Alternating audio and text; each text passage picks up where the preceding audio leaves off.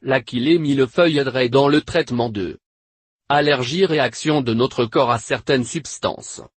Brûlure d'estomac, problème de digestion provoquant des brûlures. Diarrhée, envie urgente d'évacuer les selles. Eczéma, plaque de peau sèche. Gastrite, inflammation de l'estomac.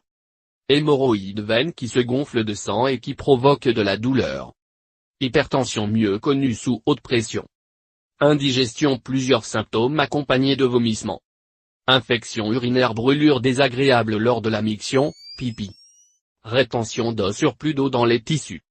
Rhumatisme, affection douloureuse au niveau des articulations. Rhume facile à soulager par de simples mesures. Ulcère d'estomac, lésion au niveau de l'estomac. Varices, veines bleuâtres et gonflées superficielles. Vomissement, rejet brusque de la nourriture hors de l'estomac.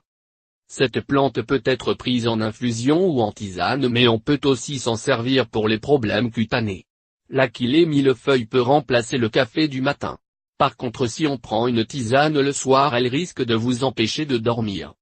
En tisane, il suffit de mettre de 2 à 4 cuillerées à thé de fleurs dans laquelle on ajoute 150 ml d'eau qu'on laisse infuser pendant une bonne dizaine de minutes et déguster le tout. L'achillée est très efficace en cas de fièvre car elle active la sudation, ce qui aide à réduire la fièvre, et en plus elle aide à éliminer les toxines. On peut même l'utiliser pour des bains de la bouche s'il y a une inflammation des gencives.